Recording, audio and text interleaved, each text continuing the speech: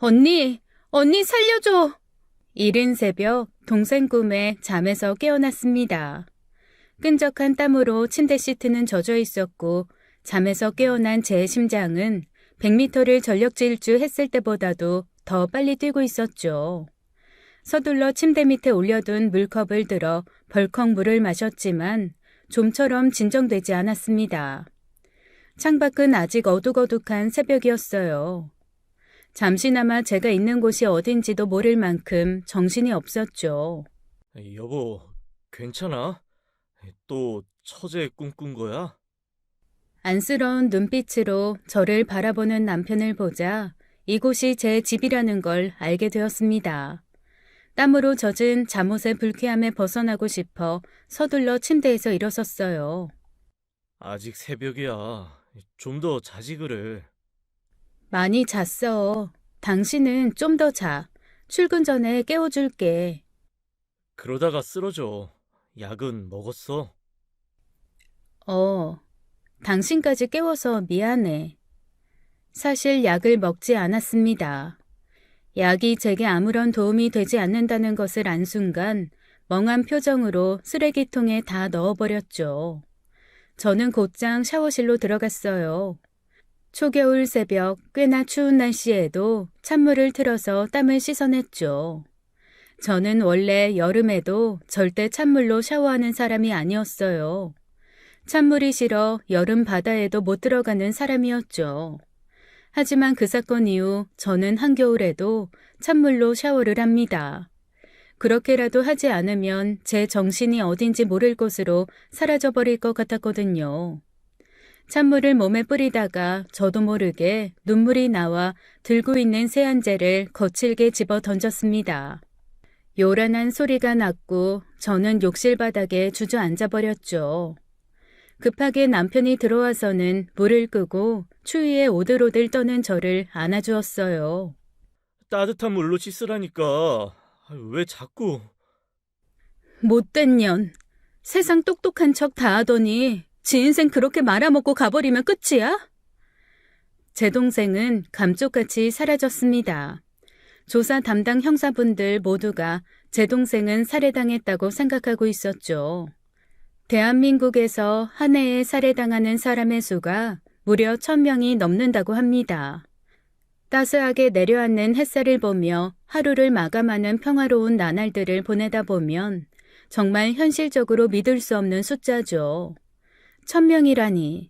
대체 이 작은 땅덩어리에서 무슨 원한들이 그리 많아 한 해에 1000명이나 되는 사람이 죽고 죽이는 걸까요? 그런데 제 동생이 그 1000명 중 한 명이 되고 말았어요. 그날부터 제가 살아가는 이 세상은 평화롭고 따뜻한 세상이 아니라 비참하고 차가운 세상으로 바뀌어 버렸죠. 동생은 저보다 2살 어려요. 동생은 남들이 쌍둥이라고 생각할 만큼 저랑 똑같이 생겼었어요. 하지만 성격은 정말 극과 극이었죠. 저는 싫은 게 있어도 혹시나 상대방이 기분 상할까봐 표현도 못하는 내성적인 아이였습니다. 하지만 동생은 정반대였죠. 어려서부터 똘똘한 아이였어요. 우리 저거 사서 먹자. 과자 안에 장난감도 들어있어. 싫은데? 난 다른 거 먹을 거야. 그리고 장난감은 하나 들어있잖아. 그건 오빠가 가질 거고. 외삼촌이 이 돈으로 우리 같이 먹을 거 사오라고 했단 말이야. 우리가 먹고 싶은 거 사오라고 그랬지. 오빠가 갖고 싶은 거 사라고는 말 안 했어. 삼촌이 준 돈 중 내 몫은 내가 먹고 싶은 거 살 거야. 그럼 돈 부족해서 저거 못 사. 내 알바냐? 5,000원 중에 내 거 1,660원 내놔. 미진 언니, 언니는 어쩔 거야? 나? 난 그냥 아무거나 괜찮아. 경석이 오빠가 사고 싶다는 거 사도 되고. 결국 외삼촌이 어린 조카들에게 과자 사 먹으라고 준 돈 5,000원은 제 동생과 사촌 오빠가 2,500원씩 나눠 갖는 것으로 결론이 났죠. 아씨, 저거 갖고 싶은데. 미진아, 너 돈 있어? 친척 오빠는 결국 제 용돈 2,000원을 추가로 가지고 가서는 자기가 갖고 싶어 하던 작은 장난감이 들어있는 과자 세트를 사고야 말았습니다. 그리고는 동생 숙진이 말대로 과자 안에 들어있는 장난감은 자신이 가졌죠. 동생은 저를 물끄러미 바라보았어요. 언니는 다 안 좋은데 남한테 잘 뺏기는 모습이 그중에 제일 안 좋은 것 같아. 내 것을 챙기지도 못하고 가지고 있는 것도 뺏기면서 싫은 소리 한마디 못하는 멍충이가 저였어요. 반면 동생은 자기 몫은 확실히 챙기고 뺏기는 법도 없었죠. 어른들도 그런 동생을 보면 나중에 커서 뭐라든 한 자리 할 아이라고 했습니다. 하지만 어머니만은 제 편을 들어주셨어요. 언니, 이 사탕 줄게. 언니 초콜릿 나 주라. 동생이 내민 사탕은 큰 알사탕 5개였어요. 저는 그걸 받고 제가 가진 초콜릿을 주었죠. 동생은 제 초콜릿을 받으며 깔깔 웃으며 그러더라고요. 한번 바꾼 거 무르게 없기다. 나중에 알고 보니 그 알사탕은 사탕이 아닌 구슬이 들어있었어요. 제가 동생에게 깜빡 속은 거죠. 속아서 뺏긴 제 초콜릿을 돌려달라고 말도 못하는 저를 보고 엄마가 나서서 제 초콜릿을 찾아와 주셨어요. 그러고는 동생에게 남을 속이는 행동은 나쁜 행동이라고 따끔하게 혼을 내셨죠. 그새 그걸 엄마한테 쪼르륵 달려가서 일러바쳐? 생긴 것처럼 아주 밉상이다 언니는. 거울을 보는 것처럼 나랑 똑같이 생긴 동생 입에서 저런 말이 나오니 기분이 참 이상했죠. 이름도 미진 숙진이었기에 이름으로 놀림도 많이 당했어요. 동생은 똘똘이 진이, 저는 몽충이 진이라고요. 그래서 어렸을 때는 동생이 참 많이도 미웠어요. 물론 제 성격상 겉으로는 표현 못했고요. 여느 자매들처럼 제가 친구들과 약속이 있어 좋은 옷을 다려두면 아침 일찍 보란 듯이 그 옷을 훔쳐 입고 나가거나 친척들에게 세뱃돈 받은 것을 책상 안에 넣어두면 그 돈은 어김없이 사라지기 일쑤였습니다. 그래서 동생과 싸우는 일도 많았어요. 그럴 때면 저는 엄마에게 달려가 동생의 만행을 일러바쳤고 엄마는 그런 동생을 혼을 내셨죠. 하지만 제가 중학교에 올라가자 제게도 문제가 있다며 저도 혼내시기 시작했어요. 싫은 게 있으면 제 입으로 직접 말하라는 것이었죠. 하지만 제 성격상 쉽지만은 않았습니다. 하지만 그래도 세상에 하나뿐인 언니이고 동생이잖아요. 365일 중에 365일 사이가 나쁜 것은 아니었어요. 적어도 1년 중 30일 정도는 사이가 좋았어요. 동생과 저는 한 방에서 함께 생활을 했는데 아버지가 각각 침대를 하나씩 마련해 주셨죠. 그래서 평소에는 각자의 침대에서 따로 잠을 잤지만 천둥번개가 심한 날이면 동생이 제 침대로 넘어와 둘이 부둥켜 안고 잠이 들고는 했어요. 그러다가 결정적으로 사이가 좋아진 날이 있었어요. 중학교 3학년 때였습니다. 동생이 제가 다니는 중학교로 진학을 했죠. 학교에서 선생님들과 친구들 사이에서 좀 이야기가 생겼어요. 똑같이 생긴 쌍둥이 같은데 한 명은 3학년이고 한 명은 1학년이라고요. 어느 날 발렌타인데이였던 것 같아요. 저를 좋아하는 짓궂은 남자아이가 있었는데 제가 그 아이 고백을 받아주지 않았다고 그 남자아이가 저를 엄청 괴롭히기 시작했어요. 제 참고서를 찢어서 걸레통에 넣어두기도 하고 제 체육복을 몰래 가져다가 버리기도 해서 체육 시간에 선생님에게 혼나게 만드는 소소한 괴롭힘이었어요. 그런데 어느 날 선을 넘는 괴롭힘을 해버리고 말았죠. 내성적인 저는 이어폰을 끼고 노래 듣는 걸 좋아했어요. 점심시간에도 친구들 모두 운동장에 나가 놀 때 저는 노래 들으며 책을 보곤 했죠. 그 당시 카세트 테이프를 워크맨에 넣어 노래를 듣는 아이들이 많았어요. 그런데 저는 초등학교 때부터 중3 때까지 모은 용돈으로 CD 플레이어를 샀습니다. 순수하게 제 용돈으로요. 그런데 저를 괴롭히던 남자아이가 어느 날 제 CD 플레이어를 창밖으로 던질 것처럼 내밀며 저를 협박했죠. 주말에 자신과 데이트를 하지 않으면 제 CD 플레이어를 창밖으로 던진다고요. 당시 저희 교실은 4층이었어요. 거기서 CD 플레이어를 던지면 박살이 날 것은 분명했죠. 하지 마. 그거 내가 9년 동안 용돈 모은 걸로 산 거야. 그리고 난 아직 연애 같은 거 하고 싶은 생각 없어. 그래? 다시 생각해보는 게 좋을 텐데. 샘만 샌다. 이번 주 나랑 사거리 롯데리아에서 데이트하겠다고 크게 외쳐. 반 애들 다 들을 수 있도록. 아니면 이 불쌍한 CD 플레이어는 오늘 인생 마감하는 거야. 자, 하나, 둘 반, 둘 반의 반. 결국 저는 셋을 다 셀 때까지 대답을 하지 못했고 제 CD 플레이어는 4층 교실에서 아스팔트 바닥으로 떨어지고 말았습니다. 그리고 그대로 박살이 나고 말았죠. 그래서 제가 어쨌냐고요? 그냥 제자리에 가서 얼굴 파묻고 엉엉 울었어요. 그 당시 저는 정말 답답하고 멍청했네요. 몇몇 친했던 친구들이 저를 위로해주고 그 못된 남자애한테 저 대신 항의를 해주었습니다.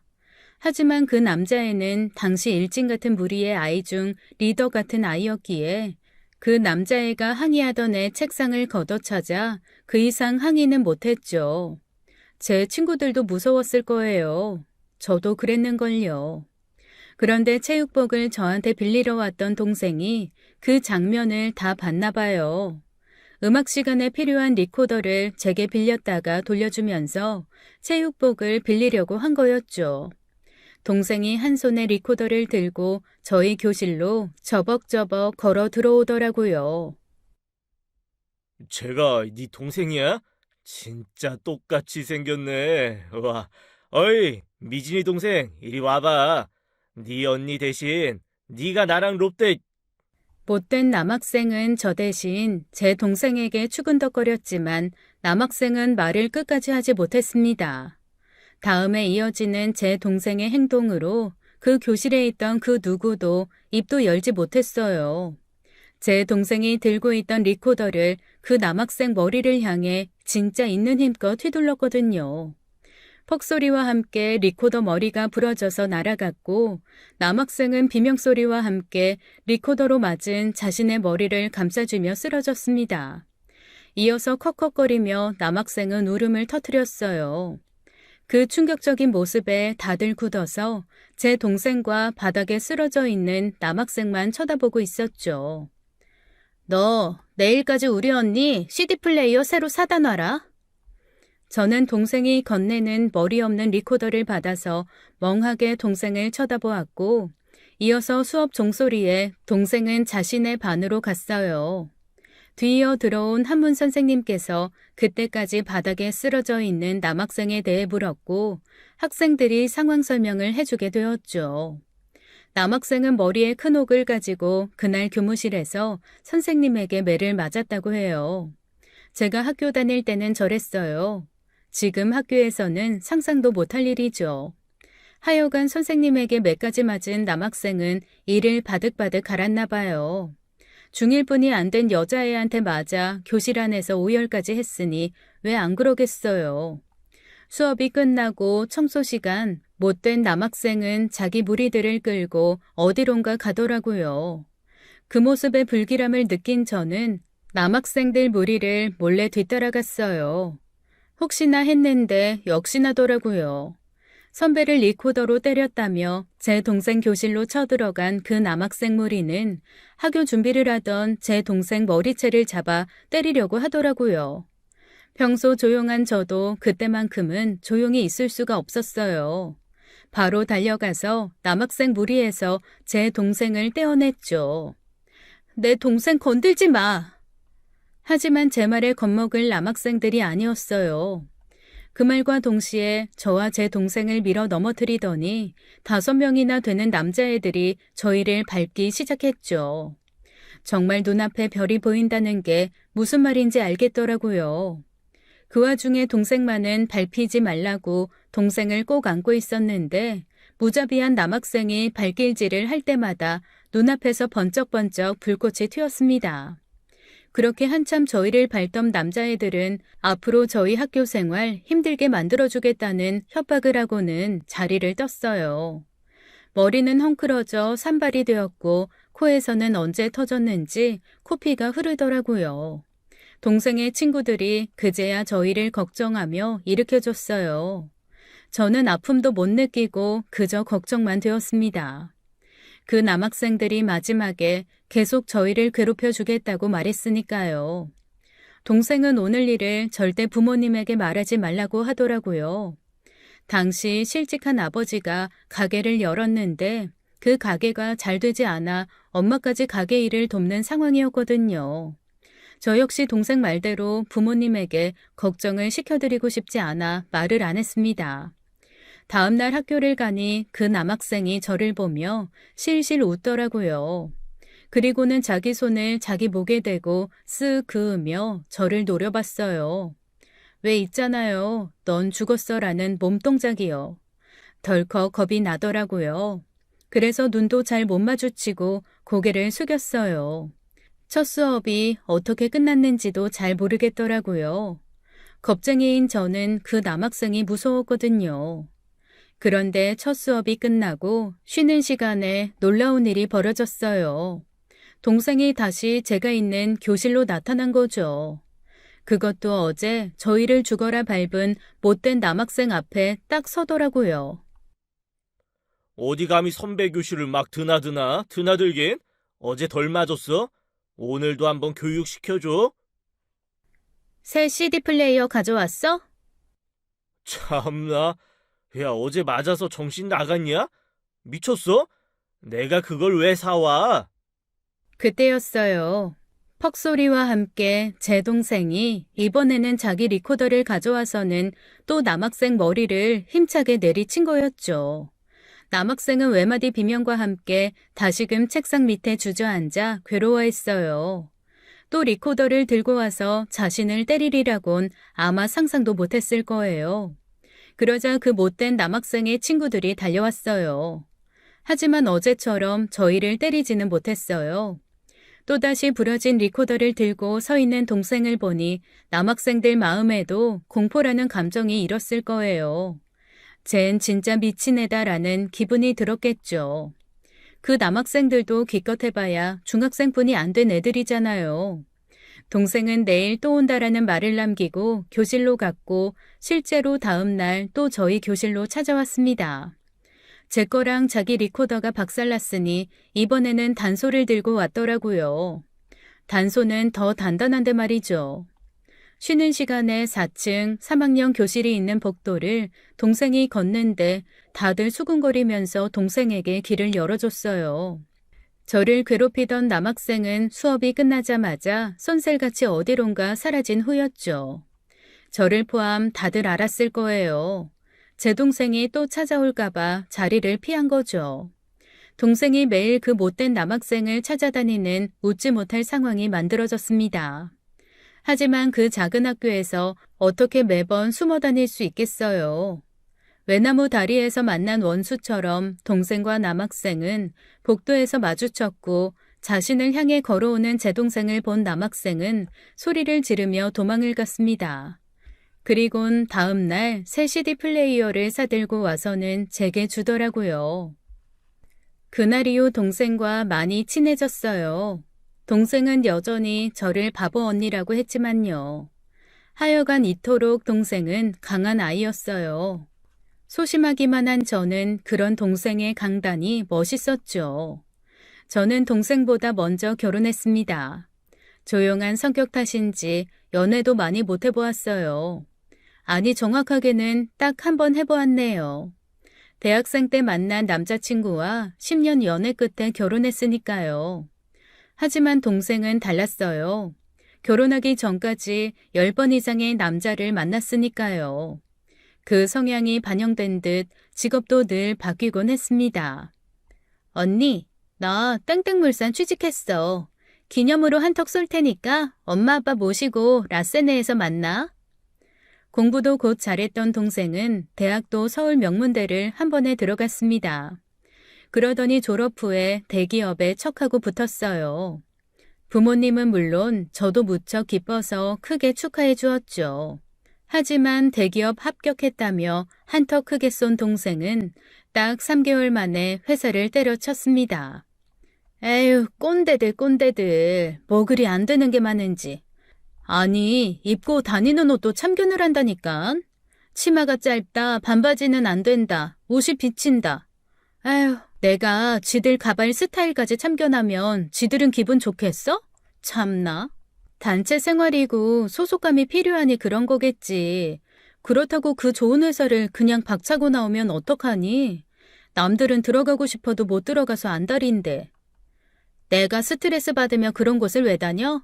인생 한 번뿐이야. 즐겁게 살 거야. 그래서 나 이제 새로운 거 할 거야. 그래도 너무 아깝다. 새로운 거? 어떤 거? 일식 요리사. 황당했죠. 일식 요리사라니. 동생이 제게 요리를 해준 게 딱 2번 있습니다. 그것 때문에 한 번은 집을 태워 먹을 뻔했고 다른 한 번은 케첩 대신 캡사이신을 잘못 넣어서 제 속을 태워 먹을 뻔했죠. 그날 응급실 가서 위세척을 했었어요. 모든 것을 잘했지만 요리만큼은 못하던 동생이었어요. 요리사? 얼마 전에 작은 일식집을 갔는데 너무너무 맛있는 거야. 그래서 그 집 사장님한테 내가 여기 서빙할 테니까 일식 좀 배우게 해달라고 졸랐어. 내가 삼고초려해서 결국 취직을 했다 이 말이지. 동생은 언제나 이런 식이었어요. 잘 다니던 대기업을 그만두고 대기업에서 받던 연봉 절반도 못 받는 일식집에 취직을 한 거였죠. 순전히 자신의 재미있는 인생을 위해서요. 그런 동생의 모습에 부모님은 언제나 걱정이 많았습니다. 현실적인 걱정이었죠. 하지만 전 언제나 동생을 응원했어요. 행복한 삶을 위해 거침없이 발걸음을 옮기는 동생의 모습은 제게서는 찾아볼 수 없는 이상적인 모습이었거든요. 그에 반해 저는 지독하게 현실적인 겁쟁이였고요. 저야말로 대학 졸업 후에 글을 쓰겠다는 꿈을 향해 달려보았지만 등단은커녕 제 밥벌이 하나 못하고 부모님에게 얹혀 사는 한심한 모습이었으니까요. 그러다가 대학 때부터 함께한 남편과 결혼을 하게 되었습니다. 그 당시 동생은 또 직업을 바꿔 일본에서 가이드 일을 하고 있었어요. 일식을 본고장에서 제대로 배운다고 달랑 가방 하나 메고 일본을 간 동생은 어려서부터 취미로 배운 일본어를 기반으로 그곳에서 가이드를 하고 있었죠. 동생은 제 결혼 소식에 한 걸음에 달려와 축하해 주었습니다.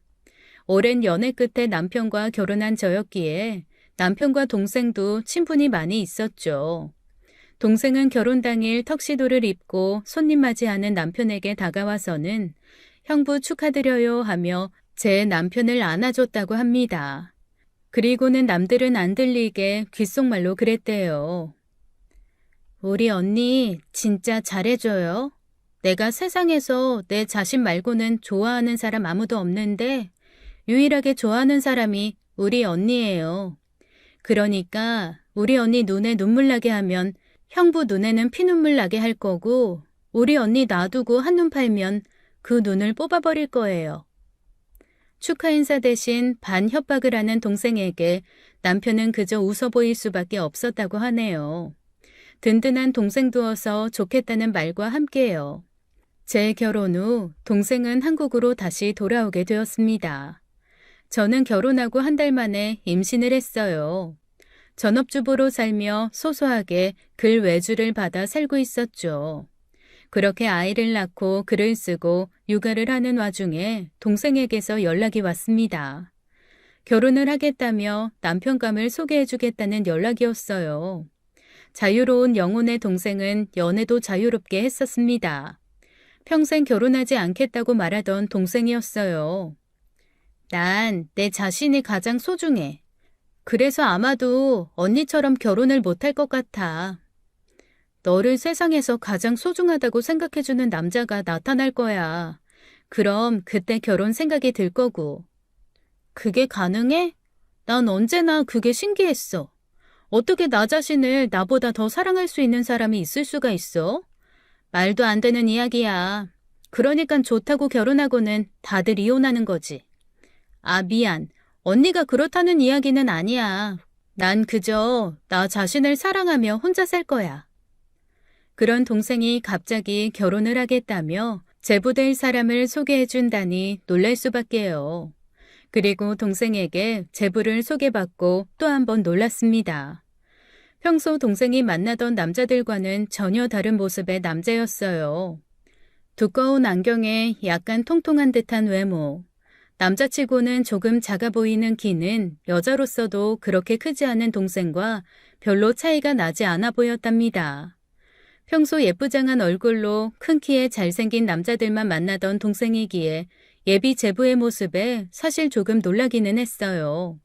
하지만 비혼주의자 동생이 갑자기 결혼을 결심했다고 하니 제부만의 묘한 매력이 있을 것이라고 생각했죠. 놀란 것은 저만이 아니었던 것 같아요. 저와 그 자리에 함께한 남편도 조금 놀라는 눈치였습니다. 그럴 만도 했죠. 결혼 이후 남편이 자신의 후배를 동생에게 소개해 준 적이 있어요. 그 당시 남편 후배가 결혼식장에서 본 동생에게 첫눈에 반해 조르고 졸라 해달라는 소개였죠. 남편 후배는 잘 나가는 회계사였어요. 외모도 준수해서 남편 말로는 중학교 때부터 주변 여자들의 고백이 끊이지 않는 친구라고 했습니다. 그런데 그런 제 남편 후배의 만남 제안도 단칼에 거절했던 제 동생이었어요. 생긴 건 오리 너구리 사촌처럼 생겨서는 만난 지 5분 만에 지 돈 자랑을 그렇게 하네. 서울 30평대 아파트에서 지 혼자 사는 게 나하고 무슨 상관이야? 뭐 파출부 해달라고? 아니 1시간 내내 자기 돈 자랑만 하더라니까. 자기 능력에 자부심이 있으니까 그걸로 너한테 어필한 거 아닐까? 그래서 밥만 먹고 헤어졌어? 아니지, 내가 그랬지. 돈이 그렇게 많으시면 지금 저한테 100만 원만 이체 좀 해달라고 했더니 표정이 싹 굳더라고.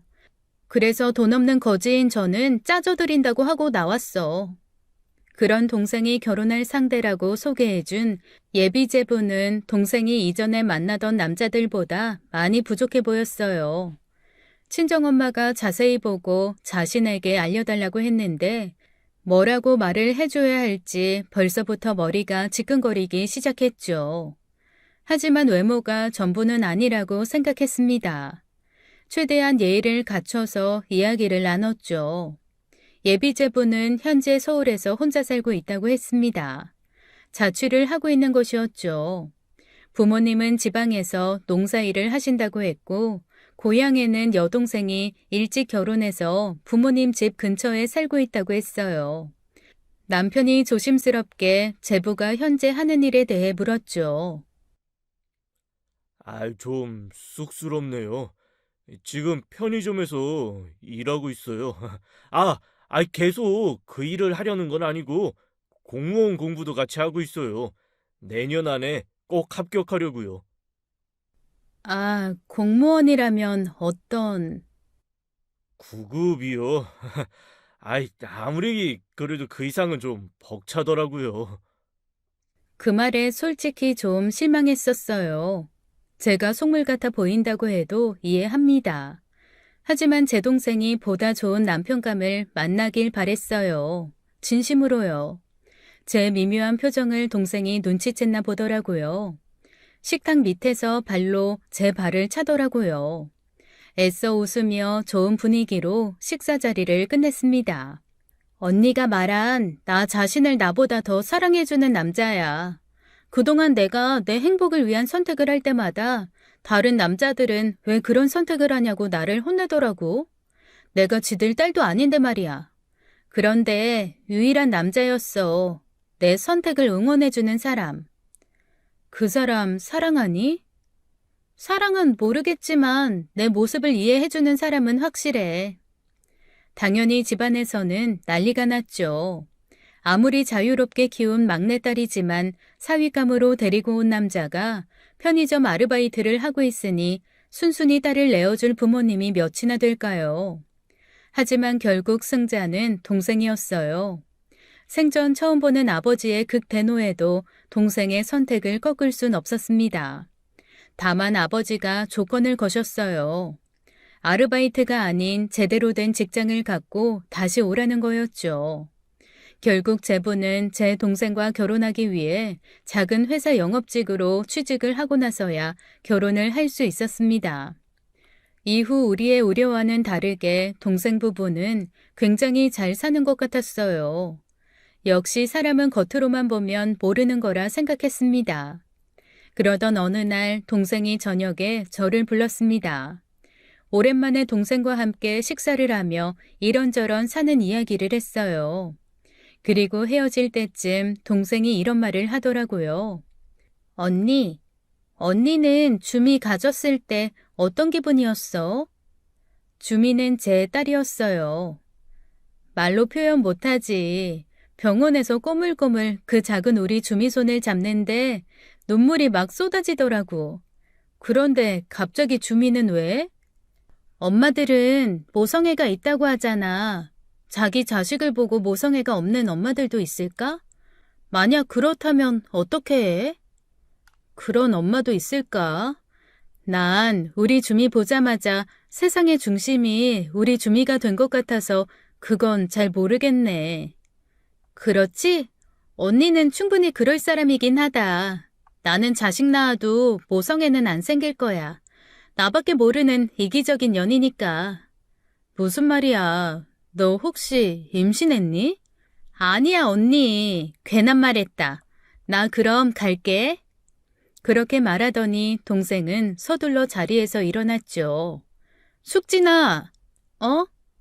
한 가지 확실한 건 너는 나보다 더 멋진 엄마가 될 것 같긴 해. 제 말에 그제야 동생이 웃더라고요. 동생은 그렇게 집으로 돌아갔어요. 저도 집으로 돌아와 다시 육아를 하며 하루하루 정신없이 보냈죠.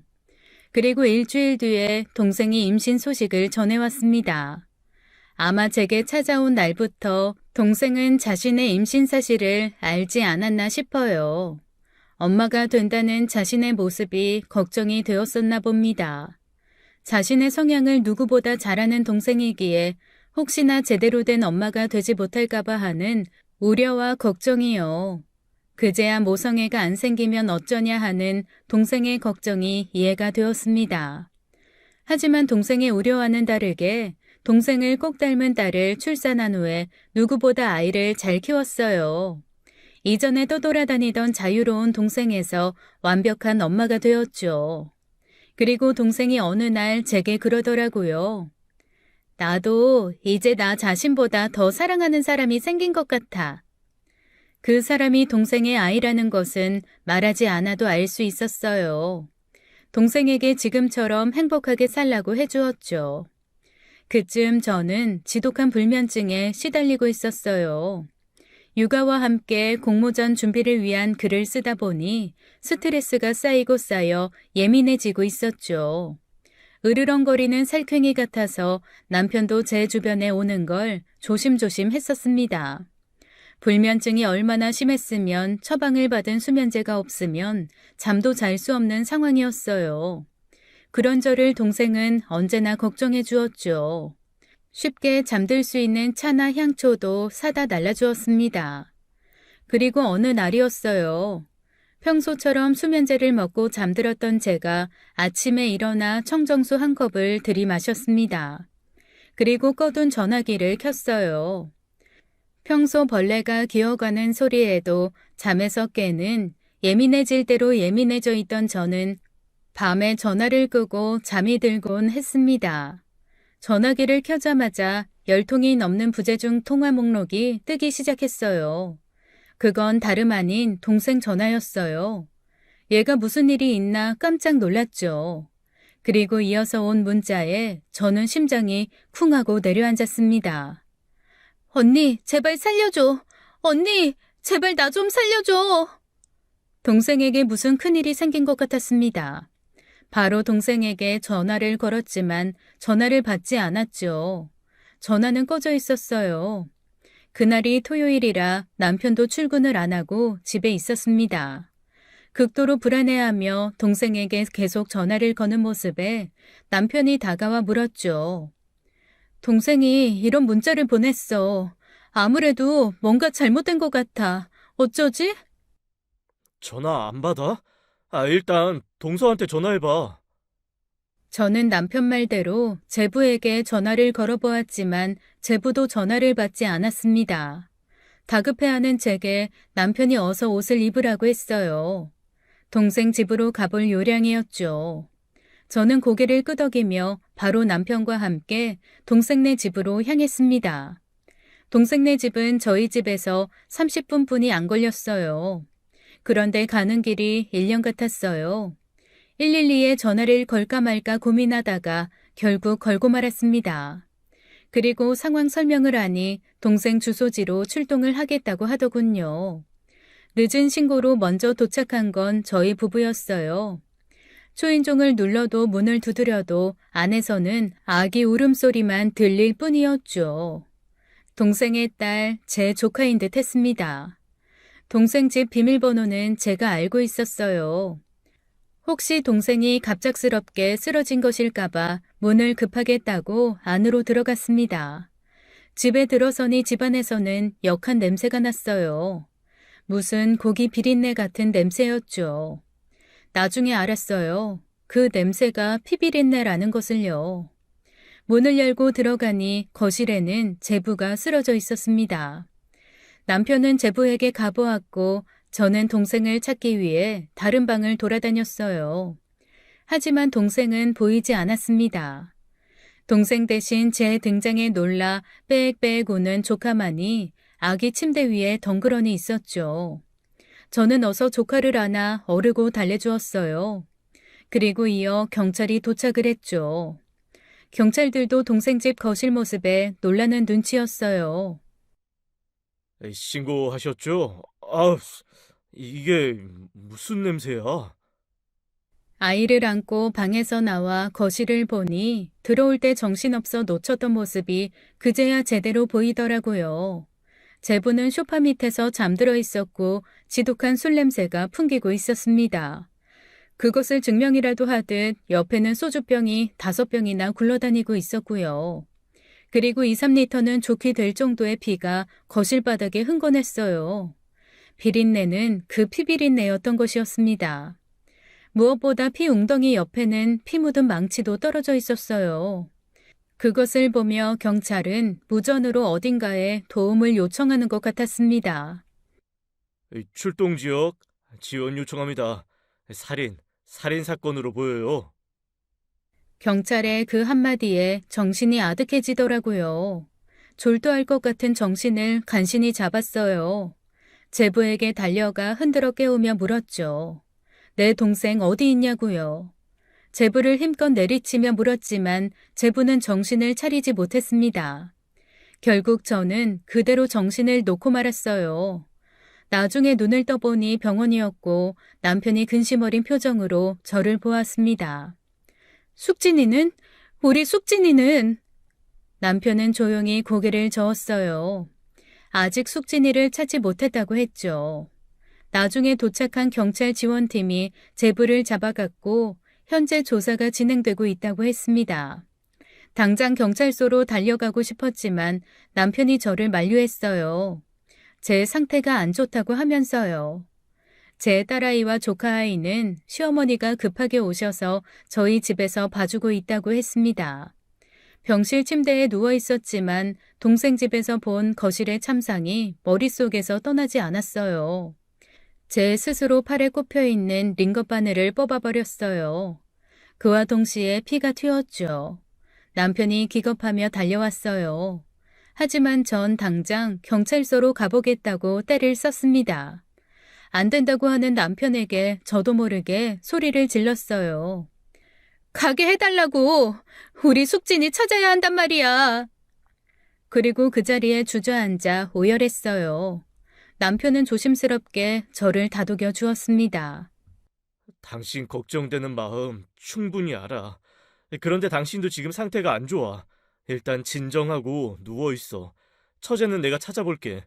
일단 내가 먼저 경찰서 가서 어떻게 돌아가고 있는지 확인 후 바로 당신에게 연락할게. 남편의 간곡한 부탁에 저는 다시 침대에 앉았습니다.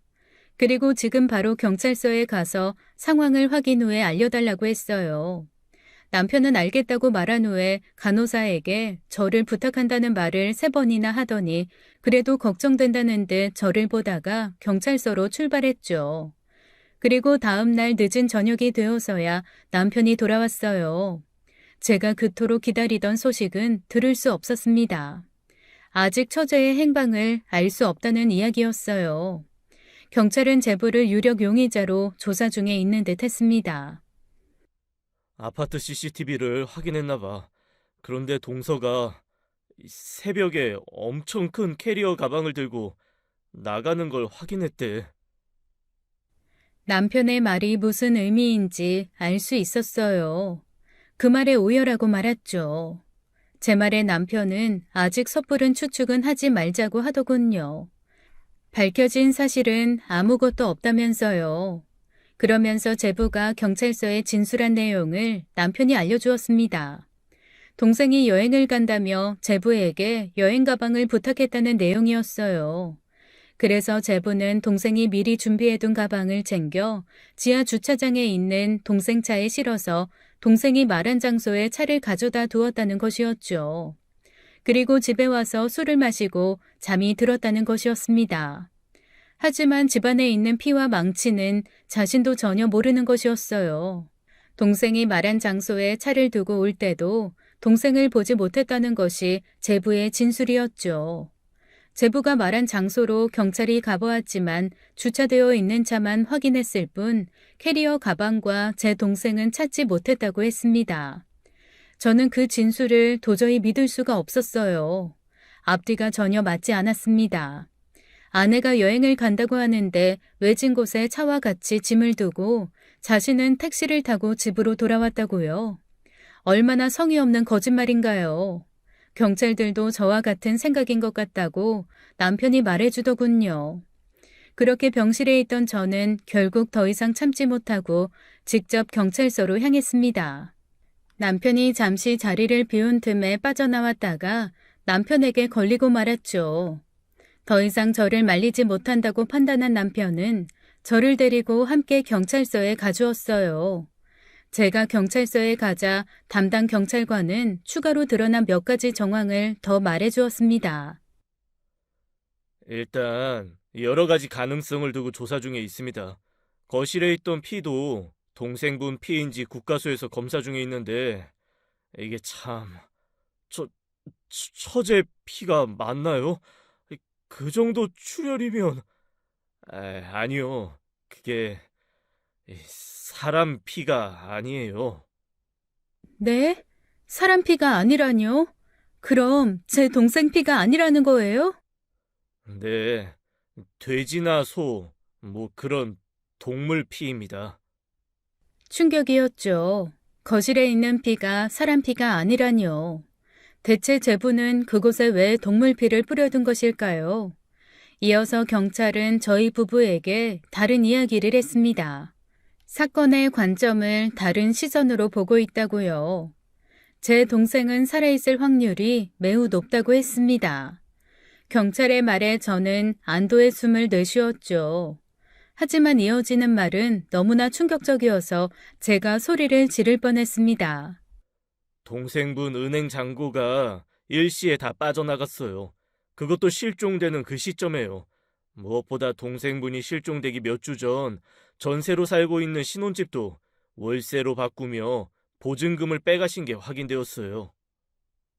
네? 그게 무슨 말이죠? 그게 지금 이 사건이랑 무슨 상관인데요? 아무래도 동생분께서 작정을 하시고 떠나신 게 말도 안 돼요. 남편이 자신을 해친 것처럼 꾸미고 도망을 가신 게 아닐까 하는 저 동생 부부는 사이가 괜찮았나요? 형사가 지금 제대로 헛다리를 짚고 있다고 생각했습니다. 제 동생에 대해 가장 잘 아는 사람은 저였어요. 동생은 절대 저런 사람이 아니었어요. 동생이 자작극을 벌이고 돈을 들고 도망갔다고요? 형사님, 제 동생에 대해 뭘 아세요? 그 아이 절대 자기 딸을 두고 떠날 애가 아니에요.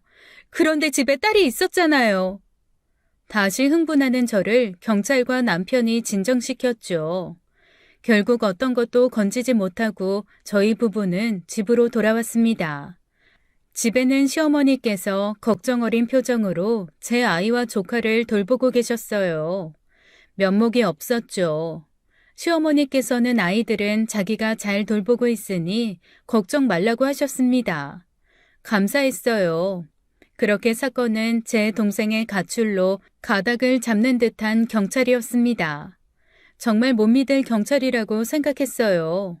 가출을 한다면 직접 본인이 가방을 가지고 당당히 나갈 일이지 왜 그걸 남편에게 시키고 인적이 드문 곳에 차로 배달을 시킨답니까?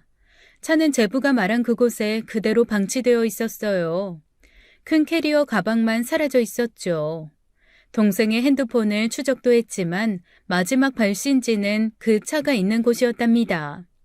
그리고 동생 핸드폰도 결국 찾지 못했고요. 저는 경찰의 말을 믿지 못했어요. 동생은 절대 자신의 딸을 두고 떠날 아이가 아니었어요.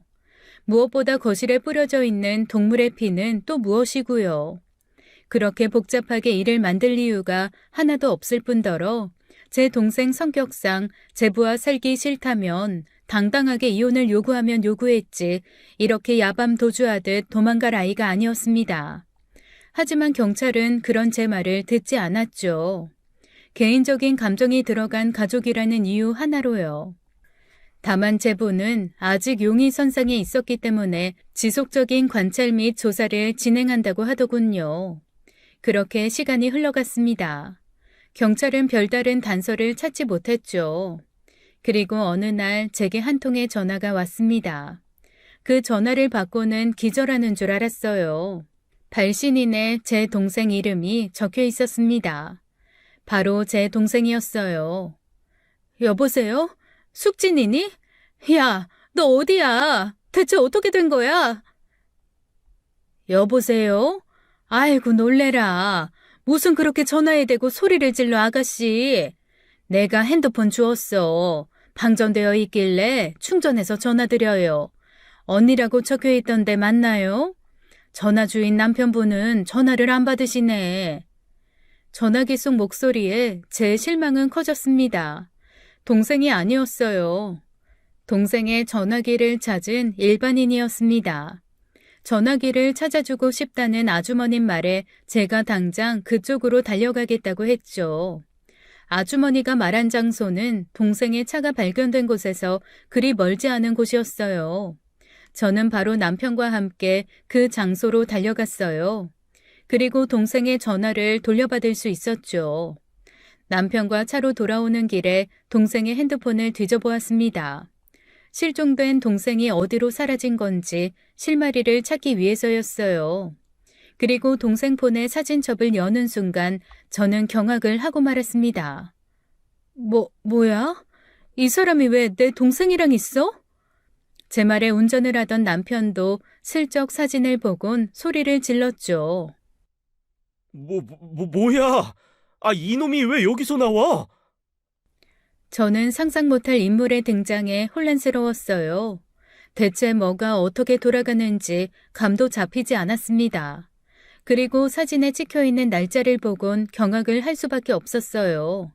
바로 동생이 실종되기 전날 찍은 사진이었어요. 여보, 차 돌려. 당장 이 사람한테 가. 당장 이 사람 잡아야 돼. 제 말에 남편은 거칠게 차를 돌렸어요. 그리고 악셀을 밟아 그 남자가 있는 곳으로 달려갔죠. 동시에 저는 동생을 찾는 담당 형사님에게도 전화를 했습니다. 지금 당장 제가 말하는 장소로 달려오라고요. 동생의 핸드폰 사진 속의 남자 정체는 일전에 동생에게 차인 적이 있던 남편의 후배인 남자였습니다. 남편과 저는 후배가 있는 사무실로 미친 듯이 달려가서 후배를 만났어요. 형, 어쩐 일이에요? 연락도 없이. 아이고, 형수님도 오셨네. 제 남편을 보며 반갑게 인사하는 후배에게 남편은 달려들어 주먹을 날렸습니다. 남편도 절 닮아 참 얌전한 사람이에요. 그런 사람이 다짜고짜 주먹부터 날린 거였어요. 우리 처제 어디 있어? 이 개새끼가 지금까지 날 속여? 제 동생이 실종된 것은 남편의 후배도 모두 알고 있는 일이었습니다. 그런데 동생이 실종된 전날까지 제 동생과 사진을 찍은 후배놈은 입을 싹 다물고 있었던 거였어요. 한마디로 제 동생을 가장 마지막까지 본 사람이 이 후배놈이었던 거였죠. 남편은 흥분해 후배에게 주먹을 날렸어요. 금방 피투성이가 된 후배는 남편에게 살려달라고 하며 자신도 무서워서 말을 못했다고 했습니다. 무섭다뇨? 뭐가 무섭다는 말일까요? 남편의 위세에 다가오지 못하던 주변 사람들이 그제야 조심스럽게 달려와 남편을 말렸어요. 후배는 남편에게 맞아 축 늘어져 있었죠. 그래, 형 동생 만났어. 그런데 잠깐 만나고 헤어진 거라고. 그런데 다음날 갑자기 형 동생이 사라지고 죽었느니 뭐니 말이 많으니까 형이라면 안 무섭겠어? 내가 사실을 말하면 내가 용의자가 되는 거잖아. 그러니까 당신이 왜 내 동생을 만난 건데? 사랑해서 만났어요. 됐어요? 나 당신 동생 그날부터 계속 사랑했다고. 충격이었죠.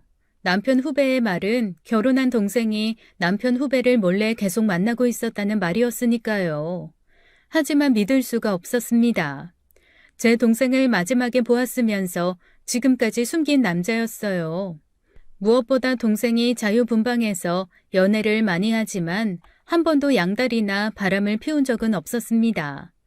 새로운 사람을 만난다면 기존 사람과 헤어지고 적어도 반년이라는 기간을 이전 남자에 대한 예의라고 하면서 연애를 안 하던 아이였어요. 그런데 외도라니 있을 수 없는 일이었죠. 그때 제 연락을 받은 담당 형사분이 달려왔습니다. 남편에게 상황 설명을 들은 형사분은 남편 후배에게 서로 함께 가달라고 하고는 데리고 가버렸죠. 도대체 상황이 어떻게 돌아가는지 알 수가 없었어요. 껍질을 벗겨도 계속 벗겨지는 양파 같았습니다. 숙진아, 너 정말 어디 있는 거야? 뭐라고 돌아다녔던 거야? 남편의 후배를 데려간 경찰은 강하게 후배를 신문했다고 했습니다. 그쯤 되니 저도 가만히 있을 수 없어서 경찰서에 계속 들락날락하며 상황을 파악했죠. 그리고 충격적인 사실들이 드러났어요. 조사 결과 제 동생을 가장 마지막에 본 사람은 후배가 맞았습니다. 그리고 그 후배는 해외 도박으로 거액의 빚을 지고 있었는데 제 동생이 실종된 이후에 그 빚을 모두 갚았다고 한 거였어요. 이 점을 이상하게 여긴 경찰이 집요하게 물고 늘어졌나 봐요. 그래요. 숙진 씨한테 문자가 왔어요. 우리 같이 도망가자고요. 그래서 숙진 씨가 말한 장소에 갔는데 저는 정말 숙진 씨 그림자도 못 봤어요. 간 장소에는 숙진 씨 차만 덩그러니 있었고 캐리어 안에 현금만 가득 있었다고요. 조사 결과에 의하면 그 장소에서 하루가 넘게 후배는 제 동생을 기다렸다고 합니다. 하지만 동생이 나타나지 않자 캐리어를 열어보았고 그곳에는 현금이 가득했다고 했어요. 아마도 동생이 실종될 즈음 일시에 출금된 돈과 보증금이었나 봐요. 남편 후배는 그걸 보고 욕심이 생겨 돈만 챙겨 그곳을 빠져나왔다는 증언이었죠. 하지만 경찰은 후배의 증언을 다 믿지 않았습니다. 후배와 제 동생이 내연 관계였고 둘이 함께 도망가기 위해 돈을 찾았다가 알 수 없는 무슨 문제가 생겨 후배가 동생을 죽이고 돈을 챙겼다는 것이 경찰의 가설이었어요. 개소리 말아요. 저번에는 내 동생이 도망간 거라면서 이제는 바람이라고요? 멀쩡한 내 동생 쓰레기 만들지 말고 제발 좀 동생 좀 찾아주세요. 역시 경찰의 가설을 믿지 않았어요. 새로운 증거가 나올 때마다 말이 바뀌는 경찰이었죠. 집으로 돌아온 저는 울고 또 울었습니다. 밤에 제 아이를 재우고 조카도 재웠어요. 자기 엄마가 사라진 줄도 모르고 제가 자기 엄마인 줄로만 알고 제 품에서 잘도 잠드는 조카였죠. 네 엄마 어디 있니? 너는 아니? 너희 엄마 다시 나타나면 정말 내가 이번에는 제대로 혼을 내줄 거야. 미안해. 아가 울지 마. 네 엄마 혼낸다고 해서 그래? 울지 마, 아가. 울지 마. 숙진아, 어디 있는 거야? 사라는 있는 거야? 아이들을 재우고 숙진이 핸드폰을 뒤져보았어요. 숙진이가 지인들과 나눈 문자 대화, 전화한 곳, 사진첩들, 단서를 찾기 위해서 하나하나 자세히 찾아보았죠. 남편이 절 걱정했지만 감히 말리지는 못하더군요. 그런 어느 날 밤 제부에게서 문자가 왔어요. 제부는 이미 조사가 끝나 풀려난 지 한참 된 사람이었어요. 자신의 아이를 다시 데려가고 싶다고 계속 말했지만 제가 안 된다고 했죠. 저는 제부도 믿을 수가 없었거든요. 그 때문에 온 문자였어요. 저 형, 잘 지내시나요? 아니, 잘 못 지내시겠네요. 저도 사는 게 지옥 같습니다.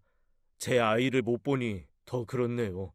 제발, 제발 아이 좀 돌려주세요. 이렇게 부탁드려요. 만약 이 부탁도 거절하시면 정말 죄송하지만 저는 법적인 절차를 밟아 아이를 데려올 수밖에 없습니다. 제발 이 문자 무시하지 마시고 제발 아이 좀 돌려주세요. 저는 제부에게 온 문자를 보고 조카를 다시 돌려주어야 하나 고민했어요. 한참을 문자를 보고 또 보았죠. 뭐라고 답을 해야 할지 몰라서요. 그러다가 갑자기 미친 사람처럼 벌떡 일어났습니다. 그리고 안방불을 켜고 제 폰을 뚫어져라 쳐다봤어요. 잠자다가 놀란 남편도 일어났죠. 아이, 누냐, 갑자기 왜 그래? 아직도 안 잤어? 여보, 이거 이상해. 저는 남편에게 제부 문자를 보여줬어요. 뭐가 이상해? 쥐 자식 돌려달라는 건데. 당신도 이제 그만하고 제부한테 아이 좀 보여줘. 아니, 그게 아니라 이것 좀 제대로 보라고. 저는 제 핸드폰에서 경악할 사실을 발견했어요. 그토록 동생을 찾아서 지옥을 여러 번 왔다 갔다 했는데 제 동생을 찾을 유일한 힌트가 제 핸드폰에 있었던 것이었습니다. 저는 그것도 모르고 이상한 곳에서 계속 방법을 찾은 거였어요. 저는 당장 제부에게 문자를 했습니다. 아이 데리러 지금 저희 집으로 오세요. 제 문자에 제부는 알겠다며 당장 오겠다고 했죠. 그리고 시어머니에게 아이들을 데리고 당장 시댁으로 가 있으라고 했어요. 영문을 알 수 없는 시어머니는 예민하고 비이성적인 제게 화가 난 듯 한마디 하려 했지만 제 눈을 보시고는 별 말씀 없이 아이들을 데리고 시댁으로 새벽에 가셨습니다. 그때 제 눈이 그만큼 단호했었나 봐요. 그리고 새벽에 초인종 소리가 울렸습니다. 제부였어요. 저 형, 아이 돌려주세요. 우리 서우 지금 자고 있나요? 조카는 다른 곳에 있어요. 잠시 이야기 좀 하려고 불렀어요. 저 형, 장난하세요? 저 진짜 많이 참고 있는 거예요. 네, 알았어요. 잠시만 대화 나눠요. 저는 화가 난 듯 씩씩거리는 제부를 앉히고 진정시켰습니다. 그리고 남편에게 차를 부탁했죠. 무슨 말이 하고 싶은데요? 경찰에서는 제 동생이 바람이 나서 내연남과 도망을 가다가 내연남이 배신해서 살해한 거라고 생각해요. 제 말에 제부는 한동안 말이 없었습니다. 캄캄한 밤 아무것도 안 보이는 창밖만 보더군요. 저도 그렇게 생각해요. 사실 말을 안 했지만 알고 있었어요. 아내가 바람 피우는 거. 그런데 그냥 아내를 믿기로 했어요. 나만 믿어버리고 모른 척하면 없던 일로 될 거라고 생각했어요. 숙진이가 다시 저와 아이에게 돌아와 줄 거라고 믿었어요. 그런데, 그런데 이렇게 될 줄은 정말 몰랐어요. 제 말에 제부는 끝내 참아왔던 눈물을 흘렸습니다. 바닷가에서 함께 있다가 변을 당한 것 같아요. 내 동생 죽은 거겠죠? 내 동생 불쌍해서 어떻게 해요? 저는 끝까지 범인을 찾아서 죗값을 치르게 할 생각이에요. 숙진이도 잘못한 거죠. 가족을 속이고 남편을 속이고 자기 애도 속이고 그깟 놈이 대체 뭐가 좋다고 뭐가 좋아서 동해까지 따라가서 그 험한 꼴을 당합니까? 저는 그 순간 제가 생각한 일에 대해 확신을 했습니다. 제부, 동해라고요? 네? 저는 바다라고 말했지 동해라고 말한 적 없어요. 제 동생이 동해를 가서 변을 당한 거 제부가 어떻게 알았어요? 네? 아이, 경찰 조사에서 경찰이... 동해 바다를 간 건 경찰도 아직 몰라요. 아는 사람은 저하고 남편뿐이라고요. 바다라고 하니까 당연히 동해라고 생각했죠. 안 그래요? 말꼬리 잡지 말고 어서 우리 딸이나 내놔요. 그래요? 그래요. 그럴 수 있죠. 제 말에 제부는 더욱 당황해 하더군요. 어서 자신의 아이를 달라고 급하게 재촉을 하며 험하게 굴었습니다. 저는 제부에게 말했어요. 동생에 관한 이야기였습니다. 제 동생은 평생 자신이 가장 소중하고 그만큼 자신이 가장 똑똑하다고 믿는 여자였어요. 실제로 남에게 절대 지지 않으려는 성격이 강해 공부도 잘했고 운동도 잘했습니다. 제 말에 제부는 성질을 내며 대체 이게 자기 자식 데려가겠다는 일과 무슨 관련이 있냐고 따져 묻더군요. 숙진이는 옛날부터 절대 맞춤법을 틀리지 않는 애였어요. 아니, 맞춤법뿐만 아니라 띄어쓰기도 신경 쓰면서 문자 보내는 아이라고요. 그런데요. 어쩌라고요? 저는 제부의 말에 제 핸드폰을 보여주었습니다. 제 폰에는 동생이 마지막으로 보낸 문자가 있었죠. 이게 뭐요? 대체 처형은 무슨 말을 하고 싶은 건데요? 제발의 제를 어이가 아닌 아이로 적었어요. 제 동생은 절대 이 정도 맞춤법을 틀리는 애가 아니에요. 그런데 더 놀라운 거 보여드릴까요? 이어서 저는 제부가 저에게 방금 보낸 문자를 보여줬습니다. 제발, 아이 좀 돌려주세요. 신기하게도 제부도 제발을 제발이라고 잘못 적었네요. 무슨 말이냐고요? 마지막에 동생이 보낸 문자가 동생이 보낸 게 아니라고요. 당신이 동생인 척 나한테 보낸 문자라고. 제 말에 제부는 극도로 당황해했어요. 그 표정에 저는 확신을 했죠. 내 추측이 사실이구나. 그깟 맞춤법이 뭐라고요? 제 아내도 저도 틀릴 수 있는 거죠. 그게 증거가 된다고 생각해요? 그 말이 사실이라면 내가 왜 그렇게 복잡한 방법으로 일을 진행했겠어요? 너가 일을 저지르고 내 동생 내연남으로 생각한 그 남자한테 다 뒤집어 씌우려고 그런 거겠지. 내 말이 틀려? 헛소리 하지 마! 내 동생 어딨어? 죽였어? 왜 그랬어? 무슨 큰 죄를 지었다고 사람을 그렇게 해? 내 동생 어디 있냐고. 이어 남편이 야구방망이를 들고 제 옆에 섰어요. 초등학생 때부터 야구를 시작해 지금도 직장인 야구를 하는 남편이었습니다. 제 말 한마디면 제부 머리통은 수박처럼 가볍게 부술 수 있었어요. 내 동생 어디 있는지만 말해줘요. 그럼 곱게 보내줄게요. 살아있으면 가둬둔 곳 말해주고 죽었으면 묻어둔 곳만이라도 말해줘요. 양쪽의 긴장감이 팽팽했습니다. 한동안 아무 말도 오가지 않았어요. 그렇게 한동안 저와 남편을 노려보는 제부였습니다. 남편은 침을 삼키며 야구 방망이를 움켜잡고 치켜들었죠. 그제야 제부가 품에서 무엇인가를 꺼냈습니다. 종이와 펜이었어요. 그리고 급하게 주소를 갈겨 쓰고는 제게 던지듯 넘겼죠. 이리로 가봐요.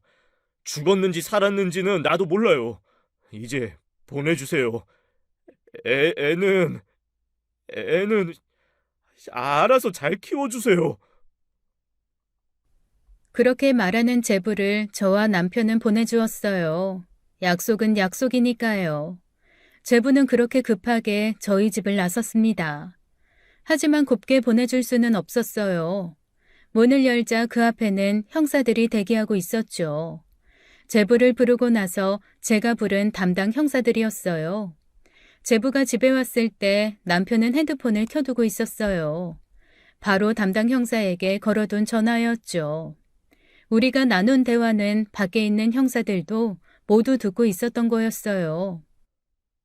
김종군 씨, 이숙진 씨 살해 및 유기 혐의로 긴급 체포합니다.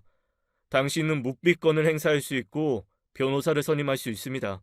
당신이 하는 말은 법정에서 이 새끼들이 나를 속였어! 말해주면 보내준다고 했잖아! 제부는 발악을 했지만 경찰은 묵묵히 제부 손에 수갑을 채우고는 체포를 했죠. 저는 담당 형사에게 미친 듯이 달려가 제부에게 받은 주소를 건네주었습니다. 여기 숙진이가 있어요. 빨리! 곧이어 경찰들이 사이렌을 울리며 그곳으로 달려가기 시작했어요. 저희가 있는 곳에서는 꽤나 먼 곳이었습니다. 무전기로 인근 경찰서에 도움을 청하는 소리가 들렸어요. 모든 것이 꿈만 같았고 멍했어요. 눈물만 계속 흘렀습니다. 사람만 있어줘, 제발. 그렇게 1시간을 달려 제부가 말한 주소지에 도착했어요. 그곳은 산속 깊은 곳에 있는 버려진 창고 같았습니다.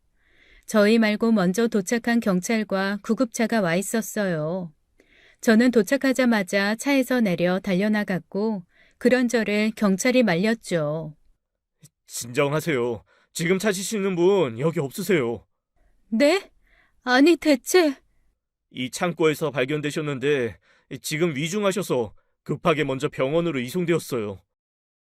천만 다행이었습니다. 제 동생은 살아있었어요. 하지만 심한 탈수로 인해 생명이 위독해 급하게 병원으로 이송되었다는 이야기였어요. 저는 급히 병원으로 달려갔습니다. 그리고 그곳에서 삐쩍 마른 제 동생을 볼 수 있었죠. 다행히도 탈수와 오랜 굶주림으로 인한 영양 결핍 등을 제외하면 생명에는 지장이 없다고 했습니다. 그렇게 제 동생은 1달간 병원에 입원하고 퇴원할 수 있었어요. 제부는 살인 미수 혐의로 법정에 섰어요. 검찰이 살인을 추가해서 놀라운 마음에 물어보니 제 동생을 가둬둔 그 창고 주인에게 들키자 그만 창고 주인을 죽였다고 하더군요. 그래서 살인죄로 법정에 선 거였어요. 조사 결과 제가 생각한 사실이 맞았습니다. 제 동생에게 끊임없이 연락하는 남편의 후배를 제부는 내연남으로 생각했나 봐요. 그리고 범행을 계획했던 것 같았어요. 자유로운 영혼이었던 동생이 동해에 가서 기분 전환을 하고 있을 때 스토커였던 남편 후배가 동생 몰래 동해로 동생을 따라갔던 거였습니다. 동생은 그곳에서 스토커였던 후배를 만나 불쾌한 마음에 제 남편에게 이 사실을 고하려고 사진을 찍었던 것이었고요. 그리고 제 동생이 그날 집에 돌아오자 제부가 범행을 실행한 것이었습니다. 동생을 때려 기절시킨 후 캐리어에 담아 창고로 데리고 간 거였어요. 이후 동생을 창고에 감금하고 미리 준비해둔 돈을 캐리어에 다시 담아 인적이 드문 곳에 숨겨두었던 동생 차에 옮겨두었던 것이었어요. 그리고 동생 핸드폰을 이용해 남편 후배에게 문자를 보낸 것이었죠. 함께 도망가자며 이곳으로 와달라고요. 남편 후배는 그 문자를 보고 신나서 그곳으로 달려온 거였어요. 남편 후배가 경찰에 진술한 내용은 사실이었습니다. 남편 후배는 제 동생은 보지 못하고 하루를 기다리다가 캐리어 안에 있던 돈만 들고 도망을 간 거였어요. 그 사이 제부는 제게도 동생 핸드폰을 이용해 살려달라고 문자를 한 거였어요. 시간을 벌기에는 충분했습니다. 제가 밤에 핸드폰을 꺼두고 수면제를 먹고 잠드는 것을 동생이 알고 있는 것처럼 제부도 알고 있었거든요. 그렇게 살려달라는 문자를 보내두면 제가 아침에 확인할 것을 알았던 거죠. 치밀한 계획 범죄였어요. 마지막 남편 후배에게 모든 죄를 뒤집어 씌우려고 한 행동은 동생 핸드폰을 찾아준 아줌마였어요.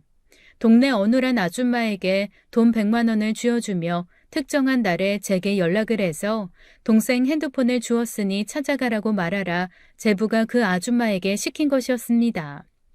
제가 동생 폰을 찾게 되면 그 핸드폰에서 남편 후배 사진을 발견하게 될 것이고 그렇다면 후배가 1순위 용의자가 되기엔 충분했으니까요. 실제로 CCTV를 추적하던 경찰도 남편 후배를 용의선상에 올려 조사를 하고 있었고요. 검찰에서는 제부의 범행이 결코 가볍지 않다고 생각해서 무기징역을 재판부에 요청했어요. 시작은 오해였어요. 그저 남편의 후배가 스토커 마냥 제 동생을 따라다녔던 것이었죠. 동생은 결혼 생활 내내 수없이 알아듣게 설명했지만 의처증이 심한 제부가 믿지 못했다고 했습니다. 애당초 잘나고 예쁜 동생이 자신같이 못난 남자랑 결혼한 것 자체가 의심이 갔다면서요. 회계사에다가 잘생긴 남편 후배를 선택하지 않고 무엇 하나 잘난 것 없는 자신을 선택한 것에 대해 큰 의심을 품고 시작한 결혼이었어요. 결국 제부는 무기징역 확정을 받자 오열을 했죠. 자신의 오해로 시작된 이 용서받지 못할 범죄에 대해 후회를 하는 듯 했어요. 감옥에서 자신의 죄를 뉘우치며 살겠다고 제발 자신의 딸과 함께 면회만 와달라고 제 동생에게 울면서 부탁을 했다고 하더군요.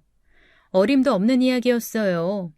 현재 동생은 심리치료를 받으며 안정을 찾아가고 있습니다. 남편의 배려로 동생은 저희 집에서 살고 있어요. 몸은 치료가 다 되었지만 마음의 상처는 아직 치료를 하지 못했거든요. 하지만 동생은 금방 이 상황을 이겨낼 거라 굳게 믿고 있어요. 무거운 제 사연 들어주셔서 감사합니다. 지금까지 사연 읽어주는 남녀였습니다. 끝까지 시청해주신 여러분 감사드리며 저희는 다음 사연으로 돌아올게요. 감사합니다.